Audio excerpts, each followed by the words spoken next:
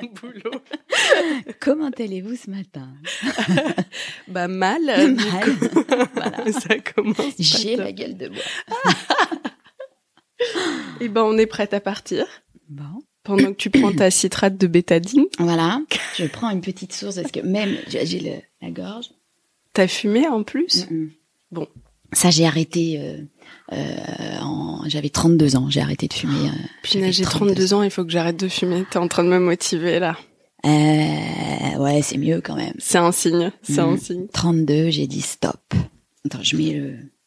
En fait, à chaque fois dans ma vie, quand je fais beaucoup d'écarts, mais à chaque fois, il y a quelque chose, il y a une peur qui me fait revenir dans le droit chemin. Et donc, je suis partie en Sicile avec mon homme et j'avais la gorge. J'ai dit, voilà, c'est sympa bon, le voyage romantique. J'ai un cancer de la gorge, il faut que j'arrête de fumer. Du jour au lendemain. Putain, c'est ouf. Moi, je suis pareil. Genre, je pense que je fais partie du 1% de la population pour qui les pubs anti-tabac fonctionnent. Tu vois? Parce que je suis là, c'est vrai, dans le fond, c'est horrible et tout. Bon, allez, je le prends comme un signe. Allons-y. Bienvenue dans La Leçon, le podcast sur l'art d'échouer. Cette semaine, je suis ravie de recevoir Emmanuel Galichet, responsable national des enseignements en nucléaire, maître de conférences en sciences et technologies nucléaires au Centre des Arts et Métiers. Rien que ça, je trouve que ça fait tellement classe. Ton badge, il est énorme du coup, non? Il commence à être un petit peu énorme et après, je me dis, je m'appelle Emma. Ouais, c'est voilà, ça. C'est plus simple. J'ai rencontré Emmanuel grâce au podcast Quid que nous réalisons avec la super agence de podcast Calliope que j'embrasse. Non contente d'être brillante et ultra calée sur le sujet, Emmanuel est aussi et surtout très humble, sympa, tellement pédagogue, Tara valide. Mon coup de cœur sur ce projet. Hello Emmanuel. Bonjour Pauline, merci. Alors, comme ça on a la gueule de bois. Un petit peu, hier c'était les leçons inaugurales de 2 grands professeurs au CNAM et donc on a fêté ça dignement. Et alors raconte-nous, c'est quoi les leçons inaugurales ? Alors c'est quand un professeur au CNAM est nommé, il doit comme un petit peu prêter serment en fait devant ses collègues et puis devant une audience. Et donc hier soir il y en avait 3 et il y avait deux grands professeurs. Je les embrasse. On a beaucoup. Ils ont été extrêmement forts hier soir, brillants. Wow. Et c'était vraiment un bel événement au CNAM. Ah, c'est un peu émouvant ces genres de moments avec tout un cérémonial autour. Absolument. C'est important. Ils avaient des grandes robes comme tous les professeurs quand ils entrent dans le poste. Donc c'était vraiment c'était émouvant. Trop cool. On va parler de ton secteur, le nucléaire. C'est un milieu très masculin encore. Absolument. De plus en plus féminin. Je sais que on tu espère, travailles. je travaille, on travaille toutes Ouais. pour ça, mais c'est encore très masculin effectivement. Et justement sur ce parcours-là que tu as eu, t'as dû te battre pour montrer que tu avais ta place. On va commencer d'une petite anecdote et puis on va parler de ce sujet parce que je pense qu'il est très important. Absolument. Oui, c'est vrai que quand je regarde le passé, bon après je suis un petit peu vieille maintenant, hein, donc j'ai 52 ans, donc je suis d'une autre génération. Aujourd'hui c'est plus ouvert. Mais à mon époque, il y avait beaucoup d'hommes partout et qui avaient des jugements parfois un petit peu difficiles envers les femmes. C'était le sois belle et tais-toi existait quand même très fortement. Et moi je me rappelle par exemple, alors il y en a eu plein tout au long de ma vie, hein, des petits jugements, des critiques qui me disaient faudrait mieux que tu ailles faire autre chose quand même, la science c'est quand même pas pour toi. Mais il y a une chose, quand j'ai eu ma thèse de doctorat, donc j'ai soutenu une thèse de doctorat Déjà en physique nucléaire quand même. Donc on est 1% en France à avoir une thèse de doctorat, en sciences encore moins, il y a presque moins de 20%, donc quand même. Mais j'ai été convoquée par le directeur de mon laboratoire à l'époque qui m'a dit Emmanuel, je vous soutiendrai pas pour des postes permanents dans la recherche et l'enseignement. Voilà. Pourquoi? Il faudrait lui demander. Maintenant, il t'a juste dit ça. Il m'a dit ça. Il m'a dit j'ai d'autres candidats. Je vous soutiendrai pas. Bon, ok. Donc je me suis débrouillée toute seule et merci au CNAM, merci à l'époque à cette audition que j'ai passée parce que ce sont des concours. Mais alors attends, on rembobine parce que moi j'ai plein de questions. Tu bosses comme une acharnée. C'est un travail qui demande énormément d'énergie parce que tu quand tu fais une thèse, je crois que tu commences à être vraiment dans le milieu pro et à côté, le soir, le week-end, tu bosses en plus sur des travaux, c'est ça? Alors, c'est plus que le soir et le week-end parce qu'en fait, en sciences en tout cas, la plupart, on a des bourses. Moi, j'avais une bourse de l'État. Donc, ce sont des bourses ministérielles. Et donc, on est payé pour faire de la recherche 100% de notre temps. Mais c'est plus que 100% de notre temps. Hein. On n'est pas à 35 heures, hein, ça c'est sûr. C'est la nuit, le jour, le week-end, les vacances. C'est 3 ans absolument intensifs. Mais c'est magnifique parce que on est devant un sujet que personne n'a encore traité, auquel personne n'a réfléchi, et donc on est un peu maître de ce qu'on va faire. Et ça m'a vraiment, vraiment, vraiment plu. Mais c'est pas paniquant aussi de se dire justement qu'on est sur un sujet tout nouveau. Bon, t'es chercheuse, donc j'imagine que c'est ce que tu kiffes dans la vie. Mais moi, je me dirais, au pétard, il y a peut-être une raison pour laquelle ça n'a pas encore été abordé. T'as raison. Ouais, bien sûr. Mais en fait, c'est plus que, on n'est pas toute seule. On n'est pas tout seul, en fait. On est dans une équipe, on est dans un monde entier, c'est mondial. Moi, ma collaboration était mondiale. Donc, on est quand même très encadré. Mais la petite chose, en fait, on apporte une petite pierre. On n'est rien d'autre que l'apport d'une petite pierre à quelque chose qui est encore plus grand que nous, qui est la connaissance de tout, la recherche de la connaissance. Je dirais pas la recherche de la vérité, mais quelque part c'est un peu ça, quoi. C'est une espèce de quête presque spirituelle finalement. Ouais. C'est beau. Et ça se passe comment avec ce professeur-là tout au long de ces 3 ans? Alors c'était mon directeur de laboratoire, donc en fait il était très, il était un peu très loin de moi. Moi avec mon directeur de thèse, ça s'est très très bien passé. On est amis aujourd'hui. Il m'a toujours soutenu et il y a plein d'hommes aussi qui m'ont beaucoup soutenu dans ma vie. Sûr. Et le premier, évidemment, c'est mon père. Mon père et puis ma mère, ma famille a été absolument centrale encore aujourd'hui. Et du coup j'en ai créé une aussi. Sûrement qu'on en parlera. Mais c'est vrai que mes parents dans tout mon parcours, ils ont été toujours en soutien. Ils m'ont apporté plein de choses. Déjà de l'amour qui m'a fait que c'est ça qui est fondamental dans une vie et qui m'a permis d'avoir confiance en moi malgré toutes les petites rencontres malveillantes qui se sont échelonnées pendant toute ma vie. Mais eux, ils m'ont vraiment ils m'ont soutenu. Ma mère, je pense que c'est la plus grande femme du monde pour moi, évidemment, comme toutes les jeunes filles. Elle m'a donné cette résilience, en fait, cette espèce de voilà, je pardonne, mais j'oublie pas, je continue à avancer, je me forge de tous ces petits échecs finalement, qui sont des petits échecs plus qu'un grand échec. Et puis mon père, lui, il m'a amené, je crois, la combativité, le fait que on peut toujours y arriver grâce à notre travail et grâce à nous-mêmes, en fait. Il vient d'une famille très populaire, de plein d'enfants, 7 ou 8, je ne me rappelle déjà plus. C'est intéressant d'avoir un contexte aussi pour comprendre pourquoi aussi tu en arrives là, parce que je suis sûre que tout ça, ça donne l'envie de dire attendez, je vais réparer quelque chose. Absolument. Quelque part, mon père, il voulait faire une thèse de doctorat, et lui, il était en géologie, et je suis arrivée quand il était en DEA, à l'époque c'était des DEA, et donc c'était compliqué. Je suis arrivée, donc il est allé travailler et il est devenu professeur de maths et de physique. Et donc tout ça fait que peut-être il y a sûrement cette envie de dire dans la famille on peut le faire, quoi. Ouais. Tu l'as prouvé. Je l'ai fait et peut-être mes enfants le feront ou pas, mais on verra. Mais alors revenons à ce directeur de laboratoire. Qu'est-ce qui se passe entre vous? Est-ce que tu ressens des remarques durant l'année? Non, pas du tout. Non, c'était simplement une stratégie. Bon, après, il faut comprendre que au CNRS, dans les postes à l'époque, il y avait pas beaucoup, encore moins aujourd'hui d'ailleurs. Il y avait peu de postes et peu d'élus, donc il fallait qu'il fasse des choix. Mais il pouvait aussi ne pas me le dire, en fait. Ne me rien me dire.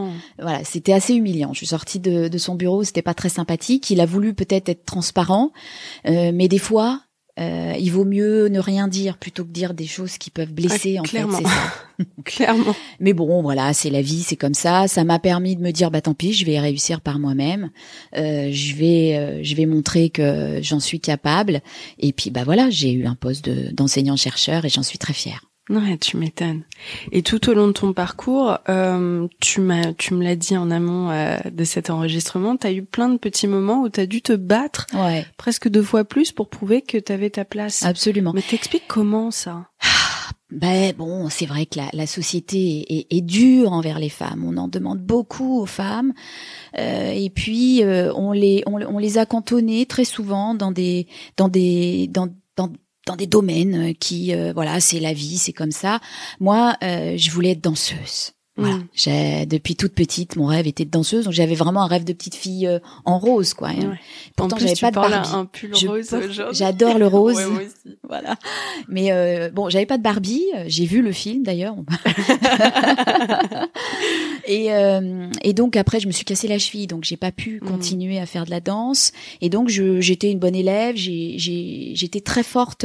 Je me rappelle même que j'étais très militante. Déjà en CE1. Quoi? Oui, en CE1, mon père me rappelait que j'ai organisé une manif dans la cour quand même. C'est pas vrai. Si, pour avoir plus de temps de récréation. Oh non. J'avais fait carrément des pancartes quand même en CE1. Bon. Donc j'avais quand même cette histoire de combativité en moi quand même depuis un petit moment. Parce que moi j'étais là, je faisais de l'élastique, tu vois, et j'étais très contente. Voilà, moi c'était je voulais plus de récréation pour sûrement pour jouer à l'élastique. Bah tu m'étonnes. Peut-être. Mais c'est pas le rose que t'aimais à l'époque, c'était déjà le rouge. Donc voilà, donc du coup quand cette histoire de danse quand je me suis cassé la cheville est arrivée, là ça a été un peu un drame. J'étais en 5e. Et donc j'ai commencé à me lancer dans les études quelque part, à être une bonne élève. Et je me rappelle que j'ai eu plein de femmes aussi qui m'ont beaucoup soutenue, des profs femmes qui m'ont soutenue. À l'époque, c'était pour faire Sciences Po, pour faire du journalisme. C'est marrant parce que j'étais très très forte en écriture. Okay. J'écrivais bien, j'avais plein de choses à dire, etc. Mais c'était trop facile. Donc j'avais toujours dans ma tête quelque chose qui me disait non c'est pas possible, tu peux pas aller dans la facilité. Prouver quelque chose aussi. Me prouver sûrement quelque chose, t'as raison. Et donc je suis allée faire des maths et de la physique, j'ai fait voilà. Mais à l'époque c'était une autre époque aussi, on nous laissait plus de temps pour décider. Ouais. Okay. On avait le droit, il n'y avait pas Parcoursup, il n'y avait pas toutes ces choses là qui existent aujourd'hui. C'est horrible. Qui est d'une angoisse pour les enfants, pour les jeunes. Ouais. Moi, j'ai mon grand qui est cette année, c'est Parcoursup, mais c'est une vraie angoisse existentielle, quoi, de dire mais qu'est-ce que je vais faire de ma vie? Qu'est-ce que je veux faire? Moi, à mon époque. Ouais, et puis c'est une intelligence artificielle qui décide de ton parcours. Non. Parcoursup, s'il y a un message à envoyer envers l'éducation nationale, c'est mettez-le à la poubelle, quoi. Grave de chez grave. Mais bon, on n'est pas là pour ça. Et donc voilà, donc j'ai fait le Degas, je suis rentrée à la fac, je savais pas trop quoi faire. Je faisais beaucoup de natation synchronisée. À l'époque, on nous appelait les poules d'eau.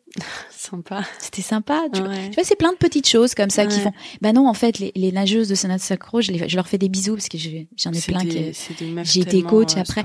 C'est un des sports les plus difficile du monde. C'est impressionnant. Il faut du souffle, il faut un port de tête, il faut de la musculation. La musculature. Absolument fantastique. Bon, bref.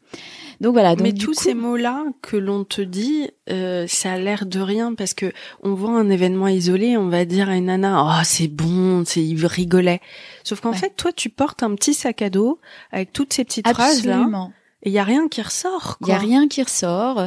Il y a le fait mon physique, ça ressort tout le temps, mais c'est trop lourd à porter en fait. Ah ouais. C'est très très lourd d'être quelqu'un qui présente bien dans un monde d'hommes parce que on est une espèce de proie en fait dans le monde scientifique. Moi je me suis très souvent dans les conférences avec les collègues, certains collègues, on a l'impression d'être un peu une proie. Donc moi à chaque fois tout ça m'a obligée et je me suis donnée pour objectif d'être encore plus forte intellectuellement.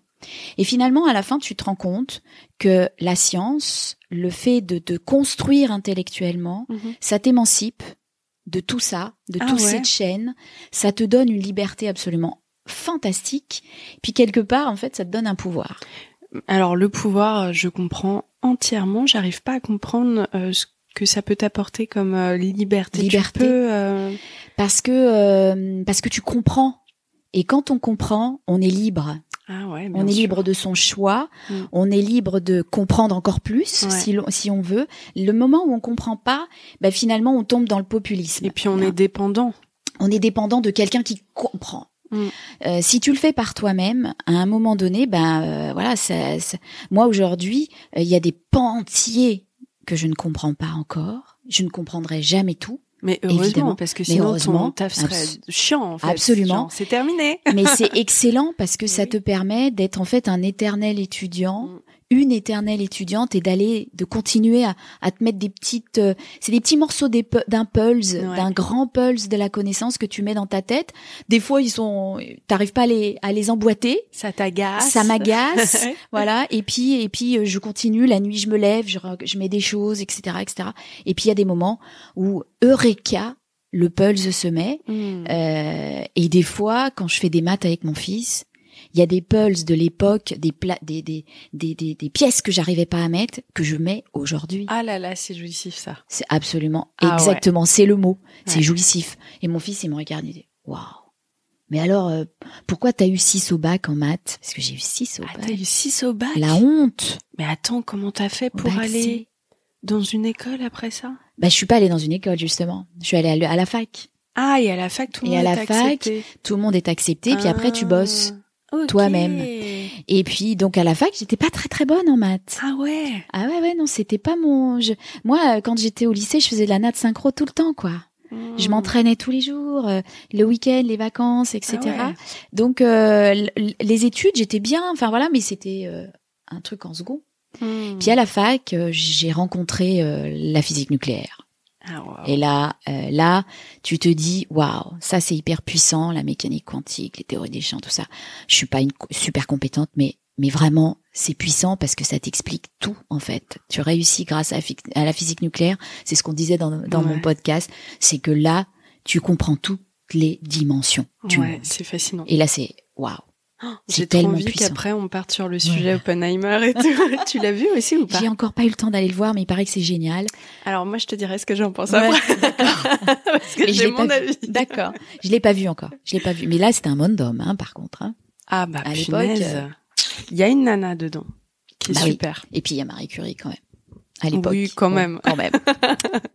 Marie quoi?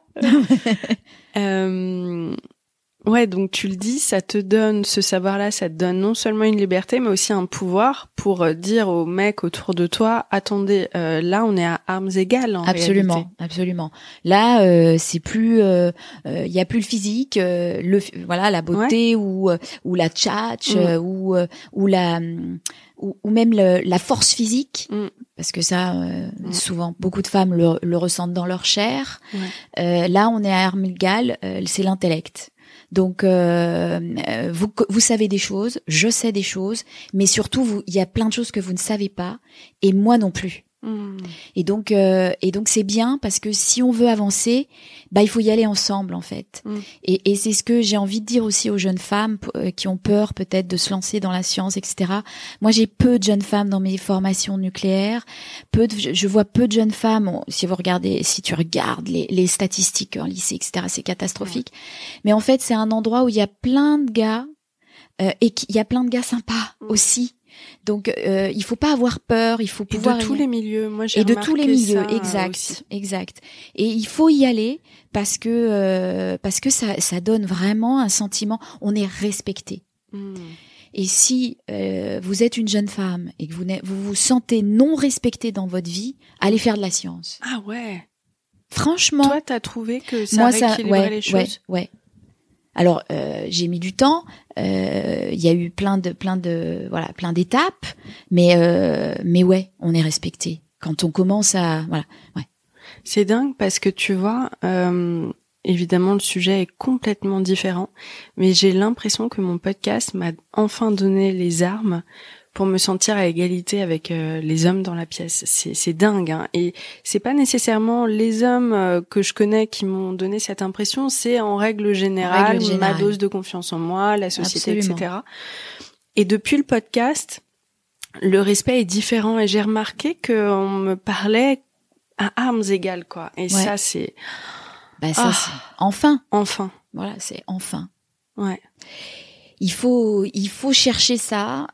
Après, on peut s'épanouir et on peut se révéler dans plein d'endroits.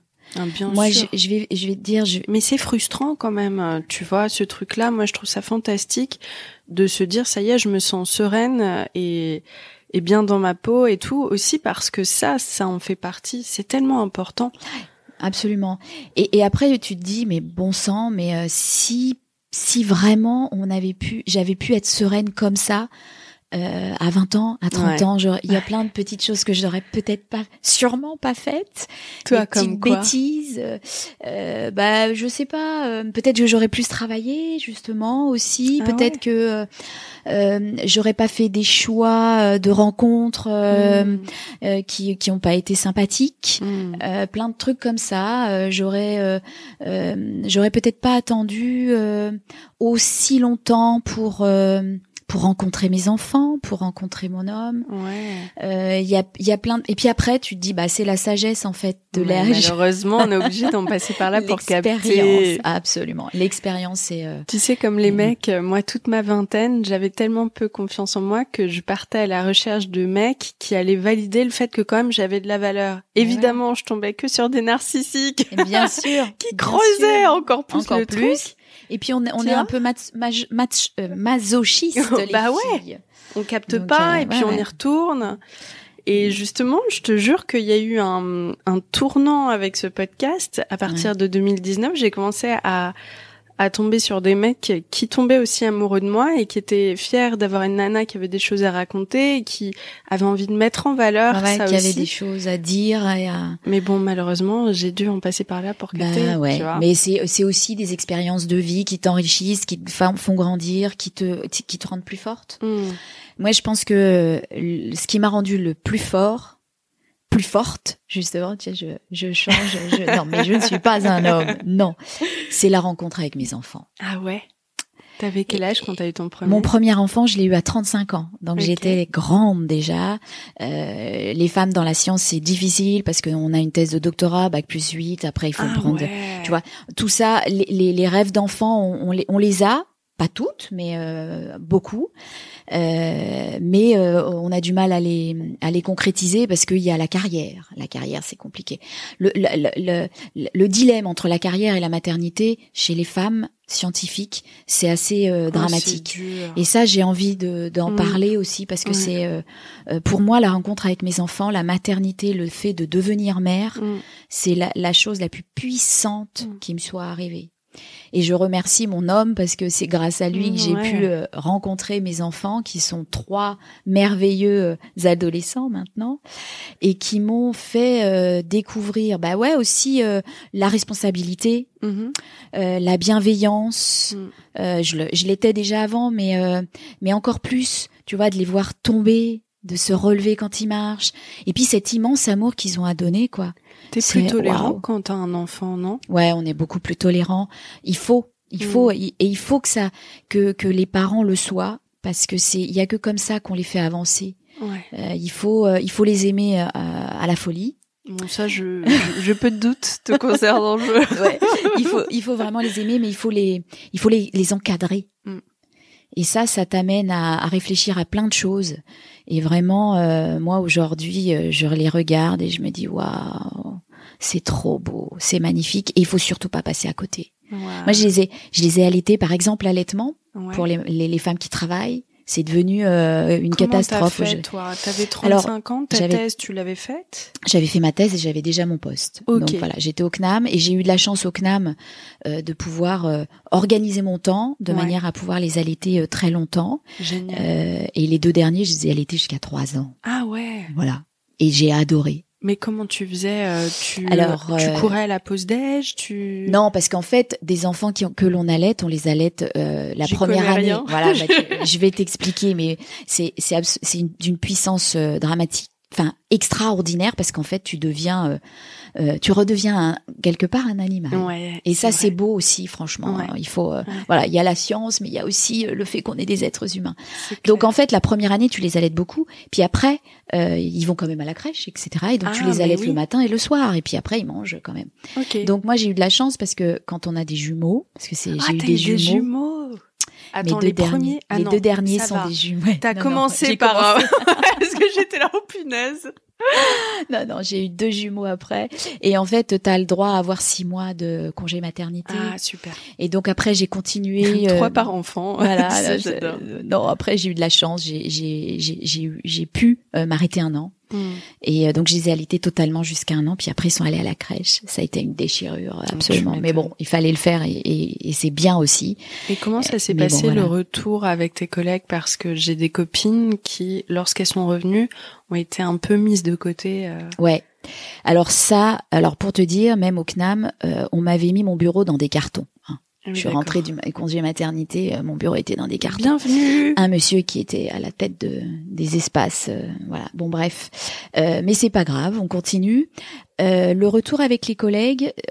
Alors moi, effectivement, comme je fais un boulot scientifique, en fait, le retour avec l'intelligence c'est difficile parce que ouais. Il faut le dire, quand on est maman, on n'est pas câblé pareil, quoi. On a des hormones. Ah, c'est vrai que les hormones, elles jouent un rôle. Les hormones, elles jouent un jeu, absolument. C'est pas du tout, voilà. Donc on réfléchit pas pareil. Donc il faut un petit moment, il faut leur laisser le temps aux femmes. C'est là où la bienveillance aussi arrive. Il faut leur laisser le temps de se remettre dans le bain. C'est pas qu'elles sont devenues bêtes. C'est qu'elles ont eu un chemin à parcourir, quelque chose qui était de l'ordre de l'animalité et qui leur permettait pas d'avoir autant d'efficacité intellectuelle. Mais après ça revient. Ouais. Et puis ça revient de plus en plus fort. Moi je vois aujourd'hui mes enfants, ils me tiennent debout. Ah ouais. Et je veux qu'ils soient fiers de moi. Ouais. Ça, je comprends tout à fait. Voilà. Et donc, donc je travaille 4 fois plus. Ouais, ça motive. Ça motive parce que maman, voilà. Donc, il faut laisser le temps au temps en fait. Et moi, j'aurais envie que les gens aient des carrières où tu t'arrêtes pour faire tes enfants pour de vrai. Voilà. Ouais. Et puis tu puisses revenir. Et je suis sûre que les entreprises, elles y gagneraient dans ces choses-là. Mais parce tellement. On aurait après de l'efficacité parce qu'on a vécu pleinement tout. Et puis moi j'ai entendu autour de moi mes copines me dire j'ai jamais été aussi efficace dans mon boulot qu'aujourd'hui parce que je sais que je dois partir plus tôt. Absolument. Donc je mets les bouchées doubles. Absolument. Au lieu de papillonner un peu, ça apprend une sorte de rigueur qu'on n'avait pas nécessairement avant. Absolument. Très important à dire. Tout à fait, ouais, tu as raison. T'en penses quoi de ça? Moi, je me dis que l'égalité homme-femme au boulot, elle devrait commencer par un congé paternité exactement de la même longueur que les femmes, parce que, tu vois, il y a plein de petits trucs que les hommes n'apprennent pas comme les femmes, puisque les femmes restent toutes seules à la maison, donc elles chopent des réflexes. Les mecs, ils ont pas forcément envie de revenir au boulot, ça leur déchire le cœur, parce qu'ils ont envie de rester avec leur bébé. Et ces réflexes que les nanas commencent à prendre, tu vois, les mecs les chopent pas. Et après, malheureusement, il y a une inégalité. Tout à fait. Mais tu as raison. Il y a, moi, plus que le congé paternité, je me dis qu'il faudrait que les congés maternité, ce soit pris dans ta carrière professionnelle, que ça compte pour ta retraite, que ça compte pour ton chômage, enfin, quelle que soit ta position à l'heure où tu fais des enfants, ça fait partie de ta carrière professionnelle. C'est pas, je m'arrête, je veux dire, un congé pour maternité, mais c'est un truc de dingue. Les mamans, elles travaillent pour que les citoyens de demain soient équilibrés et qu'ils soient bien sur leurs 2 jambes. C'est clair. Je veux dire, c'est le plus beau métier du monde. Ouais. Et les hommes, quand ils le comprennent et qu'ils le font à fond, ils sont absolument merveilleux. Moi, je suis jamais autant attendrie quand mon homme s'occupe vraiment de ses enfants. C'est absolument magnifique. Et il faut voir les yeux qui pétillent des enfants quand leur papa va leur faire à manger, quand ils vont aller au parc ensemble, quand ils vont jouer ensemble, quand ils s'assoient dans le salon à faire un pulse avec eux. Ouais. C'est absolument, c'est magnifique. C'est magnifique. Et ça, quand les papas et les hommes s'en rendent compte, on a tout gagné. Mais tellement, moi j'ai vraiment des modèles autour de moi d'hommes qui avaient envie d'être papa, qui avaient hâte, qui prennent leur rôle, et je dis bien prendre leur rôle et pas juste qui aident la maman. Absolument. Ça fait des couples tellement plus épanouis, étonnamment, la femme prend soin d'elle parce qu'elle a un vrai partenaire. Un vrai partenaire, oui, c'est des partenaires. La vie à deux, c'est un partenariat. Et quand on parle d'un partenariat, par exemple, pour les industriels ou un partenariat de travail, on met en place un contrat et en général, un partenariat, c'est bien 50-50 sur l'ensemble des tâches, clair, c'est un bon des contrat, droits et des devoirs. Ouais. Voilà. Donc quand on fait un projet de vie à deux, c'est ça qui doit arriver. C'est ça qui est arrivé. Alors moi, des fois, c'est pas comme ça. Hein. Je l'avoue. Hein. J'ai encore beaucoup de charge mentale. Je fais pas partie surtout, de celle. C'est pas parfait. Voilà, la vie n'est pas parfaite. Voilà, on n'est pas parfait. Il y a plein de choses qui sont encore à revoir. Mais vraiment, tant qu'une société ne comprendra pas que ses enfants, c'est son avenir et qu'elle doit les respecter. Quand on parlait de Parcoursup, c'est ça. Comment on peut faire que des enfants à 18 ans soient tellement angoissés par le choix de carrière qu'ils doivent embrasser? Ça c'est devrait un truc être une de joie. dingue. Ça devrait être l'ouverture des opportunités les plus extraordinaires. Ouais. Et en fait, ça se résume à un truc, mais qu'est-ce que je vais faire? Comment, là, au mois de janvier, qu'est-ce que je dois cliquer? Moi, je trouve ça absolument abominable de mettre des enfants déjà devant cette espèce de stress. C'est déshumanisant. Absolument. Et bon, donc moi, j'essaye avec mes enfants de leur montrer le champ des possibles, que chaque travail fait partie d'un tout. Et que le travail, c'est hyper important parce que c'est avoir sa place dans la société. Et un travail qu'on n'aime pas, c'est une vie, entre guillemets, ratée. Et le travail qu'on subit, c'est absolument horrible. Ça fait des vies tristes. Et puis, le fait que tous les travaux, chaque travail qui existe, a une valeur. Très important. Hyper important, voilà, parce que on peut être enseignant, on peut être cuisinier, on peut être boulanger, on peut être ingénieur, on peut être PDG, tout le monde a sa place et tout travail est hyper valorisant. Il faut arrêter de mettre l'argent comme le truc au centre de la vie, quoi. Quand on regarde, j'ai fait une petite recherche avant de venir te voir. Ah ouais? Ouais. Je t'ai fait bosser, c'est ça? Tu m'as fait un peu bosser et j'ai regardé. Il y a 4% de millionnaires en France. Il y a 1% d'ingénieurs. Donc, je suis allée voir sur la science, quand même, parce que c'est mon domaine. Parce que j'ai envie qu'il y ait des gens qui deviennent, des femmes et des hommes qui deviennent ingénieurs pour l'industrie française. 4% de millionnaires, 1% d'ingénieurs.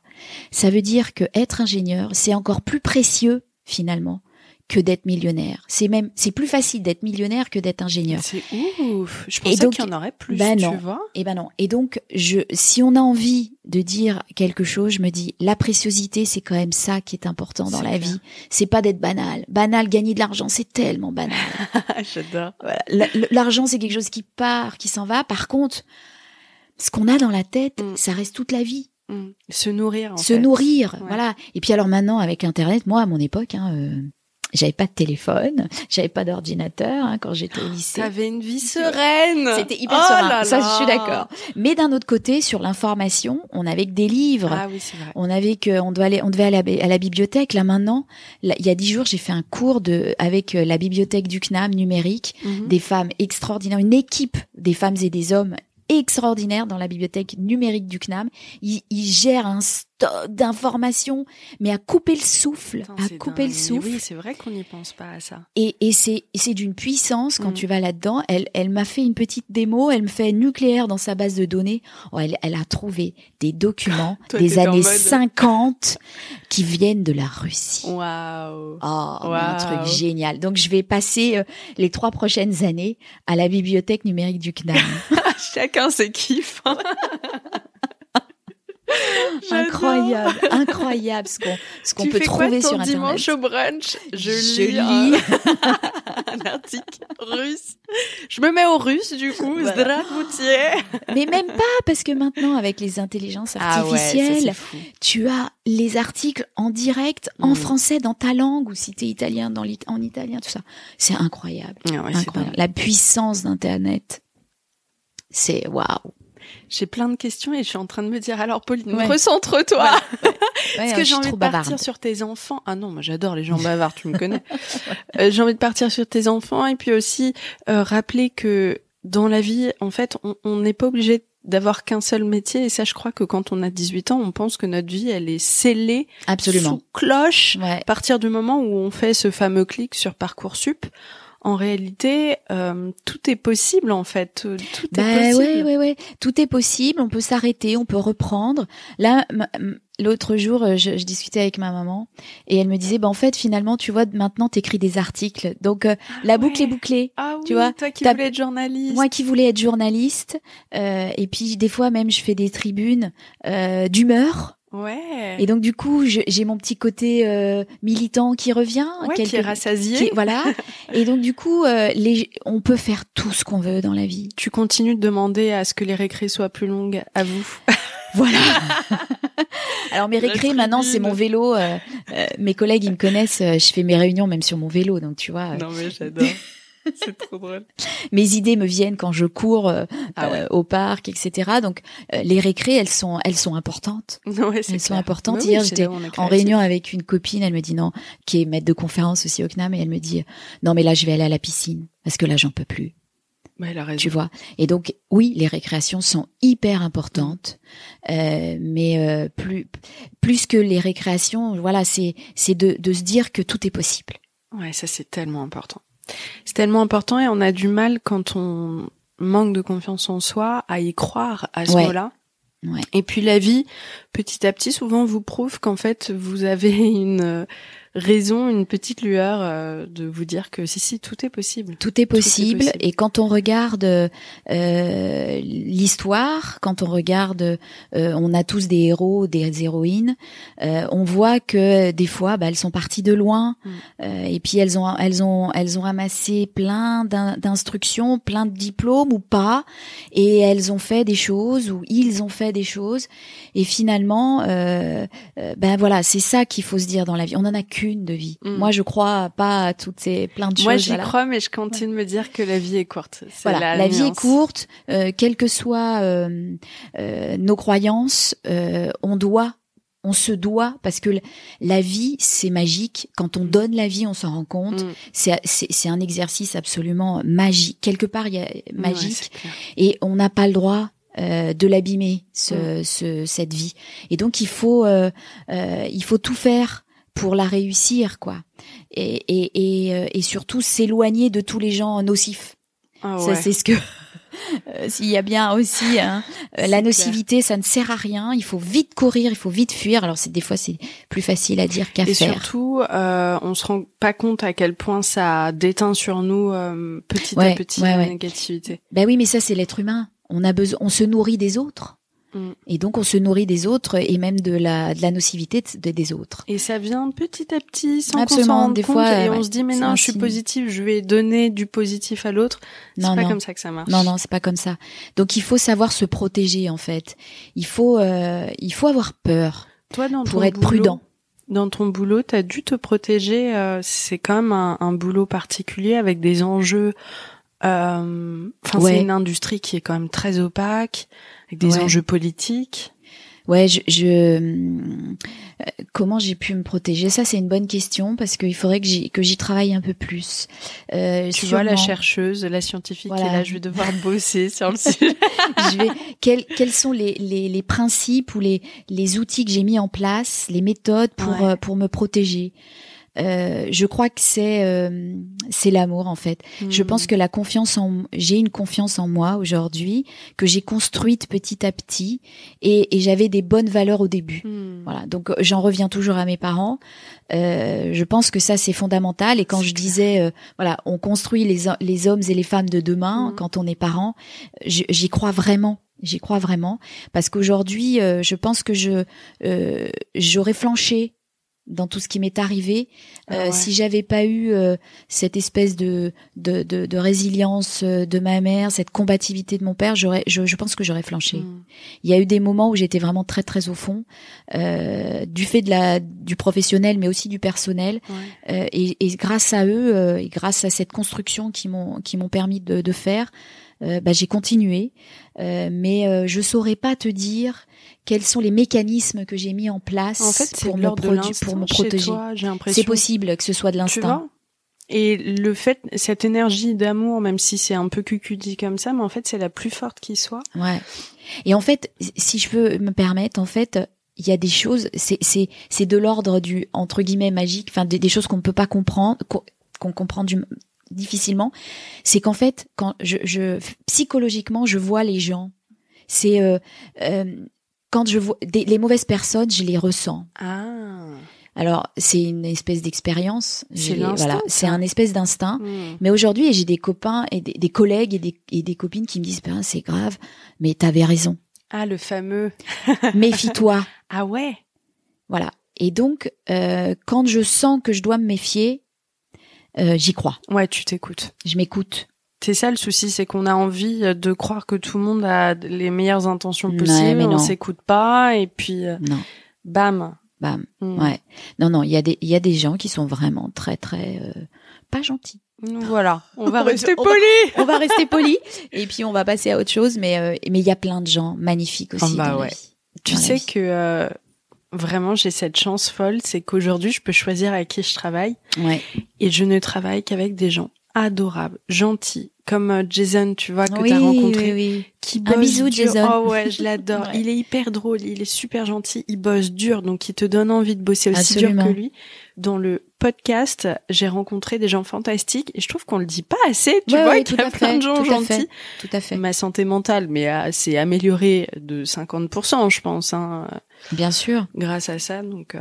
Bien sûr. Dis-moi, on terminerait pas cet épisode sur Oppenheimer que tu n'as pas vu. Que je n'ai pas vu. Bon, en même temps, je me dis, se taper 3h25 alors que tu sors du boulot sur le sujet. Non, mais je vais y aller. Il bien faut sûr. que tu le vois. Ouais, il faut que je le vois. Surtout qu'aujourd'hui, le nucléaire, c'est une énergie extrêmement politique, géopolitique, stratégique, et notamment pour la France. Tu peux nous en parler de ça un peu, des enjeux à l'heure actuelle? Bien sûr. Alors, le nucléaire, comme on le sait, c'est une énergie décarbonée, mais c'est surtout aussi une physique, la physique nucléaire, les sciences nucléaires, qui est basée aussi sur toute une industrie en France qu'on a construit au fil des années et qui est absolument stratégique pour la place de la France dans le monde. Ouais, parce que c'est quand même unique, c'est à la fois une énergie qui permet de se chauffer et une arme de destruction massive. Voilà. C'est dingue. Mais voilà, il y a une espèce de dualité et on me demande de plus en plus de faire des conférences et de réfléchir à cette dualité entre le nucléaire civil et le nucléaire militaire. Pendant des années, on a tué la partie militaire, le civil a tue dans le sens je n'en parle pas, l'énergie qui effectivement mais c'est la base de la dissuasion nucléaire. Et aujourd'hui on voit que la politique mondiale c'est un peu compliqué quand même, la géopolitique, c'est un peu Russie, l'Afrique, la place des pays occidentaux est de plus en plus contestée. Et la dissuasion nucléaire, quand même, on a beau, bien sûr, tout le monde est pacifique dans l'âme. On a tous envie de vivre dans un monde où il n'y a pas d'armes, où il n'y a pas de besoin de se battre et de se protéger. Mais bon, il faut pas on n'est pas dans un monde de bisounours. Malheureusement. Et donc c'est comme ça. Et quand même, la France, grâce à sa dissuasion nucléaire et l'ensemble des pays qui ont cette dissuasion, ça a permis un espèce d'équilibre des forces quand même depuis la Deuxième Guerre mondiale. Qui garde un certain pacifisme. Voilà, exactement. Donc en fait, ça a permis qu'il n'y ait pas des affrontements forts entre des blocs. À l'époque, maintenant c'est plus le cas, c'est en train de se fragmenter totalement. Et le nucléaire, finalement, le nucléaire militaire, y est pour quelque chose. Donc c'est important. Et aujourd'hui, il faut voir aussi le nucléaire militaire. Les militaires sont absolument à la pointe de la recherche. Ça m'avait beaucoup rassuré. Dans plein de domaines de la science, pas que le nucléaire. Et grâce à leurs besoins qu'ils demandent que la recherche et la recherche scientifique, technologique, fondamentale, on est obligé d'y réfléchir. Et on fait avancer aussi la science, la connaissance et le monde civil, l'industrie civile. Et donc il y a une espèce de dualité partout. qui est extrêmement importante, qui est pour la France, en tout cas dans l'état où notre pays est aujourd'hui, dans sa place dans le monde, dans sa place aujourd'hui à l'intérieur. L'industrie, c'est aussi, quand on parle de réindustrialisation, on en parle beaucoup en ce moment, c'est aussi carrément un choix politique. Hein, ça devient peut-être le dernier choix que l'on ait de retrouver une espèce de paix sociale. Parce que grâce à l'industrie, tu donnes des emplois aux jeunes, aux moins jeunes, à ceux qui ont été mis un peu de côté. Donc si tu réindustrialises, le fait de donner de l'emploi, ça fait aussi un contrat social. Donc tout ça est complètement et puis tu vas pas que chercher à l'extérieur aussi, d'où cette paix qui est très très fragile, et on l'a vu. Absolument. Ça a été la merde totale pour l'énergie en France au moment où il y a eu l'arrivée de la guerre en Ukraine. Ouais. Là, tout d'un coup, c'est rassurant aussi de se dire qu'en interne, au sein de notre pays, on peut produire. Absolument. Voilà. Et il faut absolument que le nucléaire continue à produire une électricité décarbonée, pilotable, bon marché, parce que quand on voit les prix sur lesquels ça devient, c'est devenu complètement fou. Voilà. Et donc il faut qu'on continue, il faut qu'on y croit. Effectivement, c'est pas une énergie parfaite, mais comme on le disait, il n'y a pas d'énergie parfaite. Il y a jamais rien de parfait dans la vie. Il y a des compromis à faire, il y a des choix.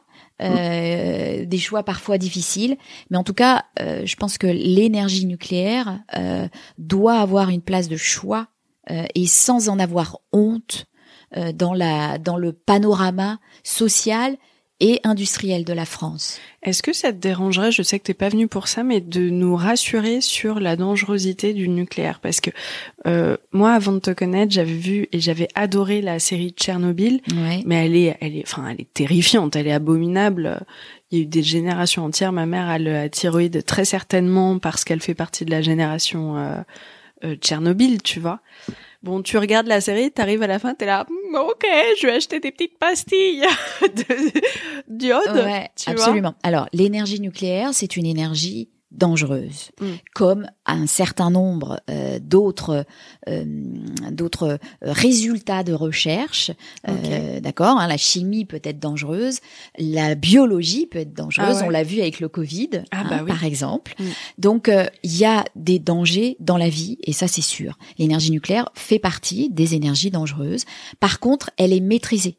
Aujourd'hui, grâce à le travail acharné des chercheurs, des ingénieurs, on est arrivé aujourd'hui à une énergie que l'on maîtrise.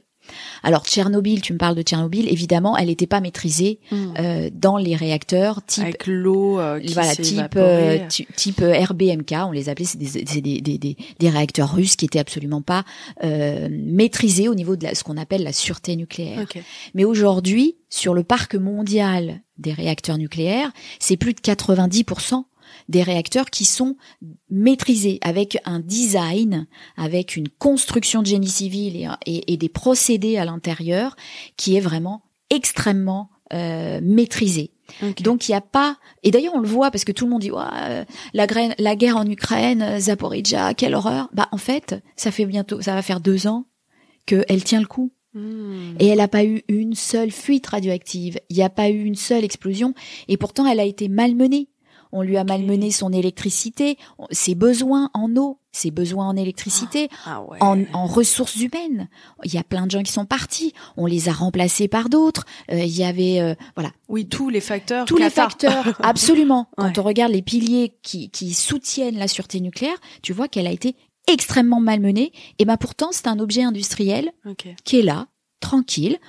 On l'a arrêtée quand il a fallu l'arrêter parce qu'on a décidé que, mais elle a tourné et elle n'a fait aucun dommage ni à la population à côté, ni à l'environnement. Donc, quand elle est maîtrisée, cette énergie, elle apporte du travail aux gens. Il faut voir que c'est une industrie de haute technologie. Donc, ça veut dire que les ingénieurs, les techniciens, ils sont mieux payés que s'ils vont aller faire serveurs, vendeurs. Donc, toute l'industrie du commerce paye beaucoup moins bien que l'industrie. Le dis pas trop parce que déjà qu'on cherche des serveurs en ce moment. Absolument, absolument. Mais venez vous reconvertir dans l'industrie. Voilà. Et surtout l'industrie de haute technologie. C'est notre titre. Voilà, absolument. Donc voilà. Donc l'énergie nucléaire, il faut la maîtriser. passer. Donc ça peut pas être donné dans toutes les mains. Ça ne peut pas être, d'ailleurs, pas plus que donné, ça doit pas être vendu. Ouais. D'accord, parce que ça fait partie aussi du commerce international, les technologies nucléaires, ça ne peut pas être vendu à n'importe qui. Aujourd'hui, on est en train, dans les 4e générations, dans les réacteurs du futur, d'imaginer des objets encore plus sûrs qui pourraient finalement marcher clé en main. Okay. Alors on n'y est pas encore, il y a plein de choses, quoi.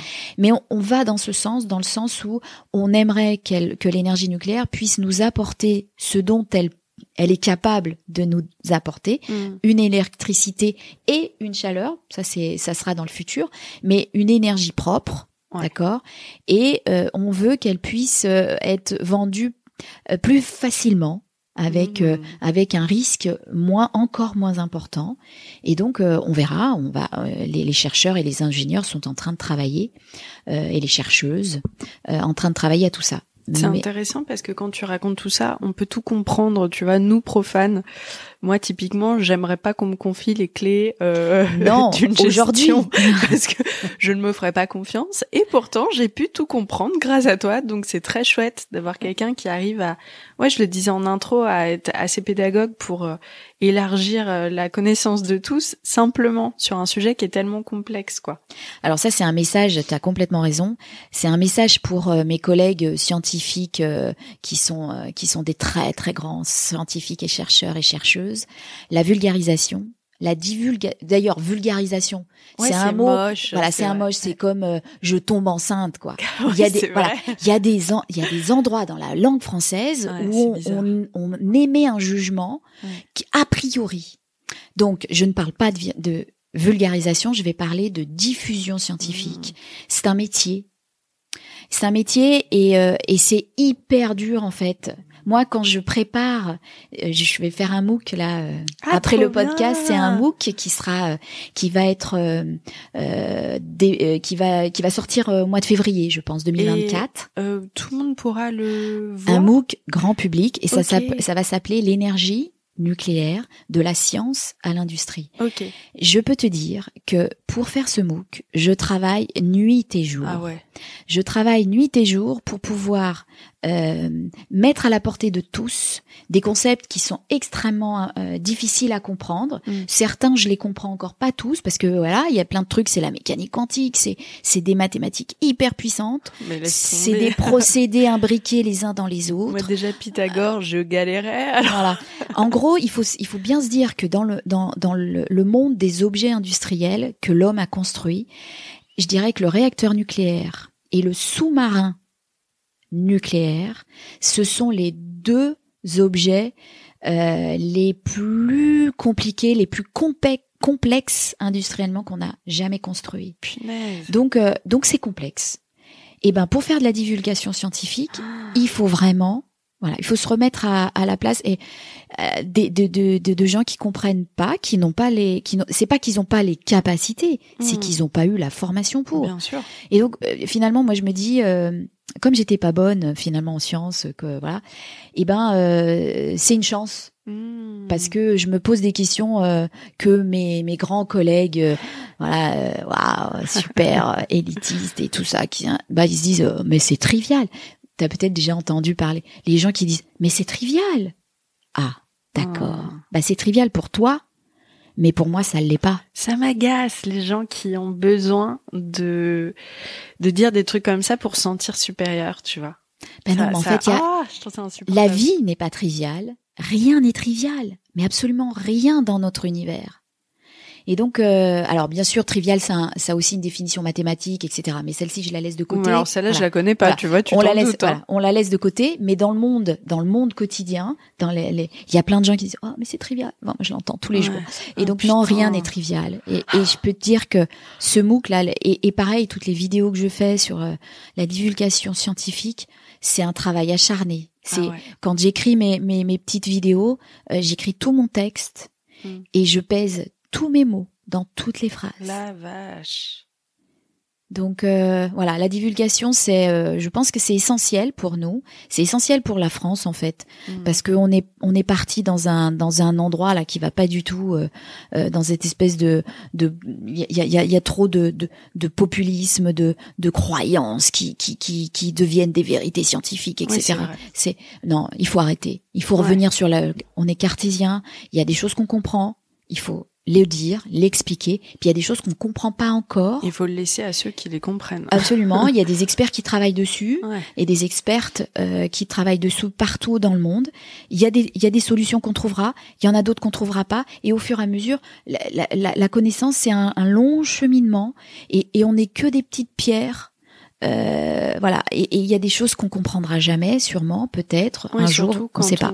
Quand on bosse sur l'infiniment petit, tu te rends compte qu'en fait, il y a tellement de trucs qui sont de l'ordre du magique. C'est presque du magique. Moi, à chaque fois, à mes étudiants, je leur dis, voilà, aujourd'hui, on pense que c'est le quark, la plus petite partie indivisible. On a des modèles qui le montrent. Il y a eu des prix Nobel pour le boson de Higgs, la découverte, etc. Mais qui sait si demain, on trouvera pas, grâce à la technologie, grâce au progrès scientifique, technique et scientifique, parce que les objets qu'on utilise pour aller sonder cet infiniment petit, c'est les grands accélérateurs, c'est des trucs de fou. Ça va évoluer sûrement, et peut-être que on trouvera que finalement le quark c'est pas la dernière particule élémentaire. J'espère qu'on sera là pour découvrir la prochaine. Moi, je pense que j'y serai pas là. Attends, j'ai une question du coup. Est-ce que tu crois aux aliens? Parce que je me dis, lorsqu'on bosse sur des concepts comme ça qui sont fous, parce que c'est des trucs qu'on ne peut même pas voir à l'œil nu, ça te donne forcément une vision plus grande des choses en te disant ok, en fait je sais pas grand chose et il y a forcément d'autres choses qui existent. Pourquoi pas? Alors les aliens peut-être pas, mais pour te dire la vérité, mon héros c'est Iron Man. Ah ouais. Voilà. Donc je suis une fan de Marvel et donc du coup tu vois il y a cette espèce de folie de la science-fiction. Pourquoi pas? Qu'est-ce qu'on en sait? On est allé sonder qu'à une certaine distance. On n'est pas capable d'aller au-delà. Allez savoir. Moi, j'en sais rien. Pas toi? Mais ouais, bien sûr. Tu te rends compte des planètes un peu miroirs. J'ai bien trop envie sûr d'y croire, en fait. Dans des espaces où ils auront compris tellement de choses plus que nous, qui pourront nous apporter des solutions à notre monde là qui part tout en vrille. Pourquoi pas? Ouais, c'est clair, ça nous aiderait bien. Ça nous aiderait bien, quoi. Ouais, voilà. Qu'est-ce que vous foutez? Voilà. Donc bon, oui, je pense qu'il faut être toujours optimiste, positif, et se dire que ce qu'on sait c'est bien, mais ce qu'on sait pas c'est encore mieux. Ouais, c'est clair. Ça donne un but dans la vie, quoi. Voilà, ça ouvre. Il faut s'ouvrir dans le futur. Bon, c'était notre dernière question. Ouais. Est-ce que tu crois aux aliens? Les États-Unis, quand même, c'est dingue. Cet été, là, le sort de truc, le délire dans lequel ils se sont mis. Ouais. C'est vraiment du show-off, comme on verra jamais en France, quoi. Non, c'est sûr. Bon, après, les Américains, ils ont toujours cette espèce c'est Hollywood. De grandiloquence que nous, pauvres petits occidentaux, on n'a pas. Après, c'est un peu fou quand même. Voilà. C'est surtout pourquoi est-ce que les aliens ne vont qu'aux États-Unis? Voilà. Et pourquoi ils atterriraient pas à Paris, par exemple? Mais moi, j'ai envie d'y croire quand même, parce que je suis un peu perchée. Je trouve ça super, ça me plaît bien. Oui. L'important, c'est que ça te rende joyeuse. Ouais. Voilà, la vie aussi, c'est la joie, et puis pourquoi pas. En fait, je pense que le dernier mot, c'est pourquoi pas. Et là, il y a une soucoupe verte qui va débarquer derrière toi. Et je vais te faire, oh putain, retourne-toi. Et tu vas te retourner, elle sera partie. Non! Merci beaucoup, Emmanuel. Merci à toi, Pauline. Passionnant. Merci.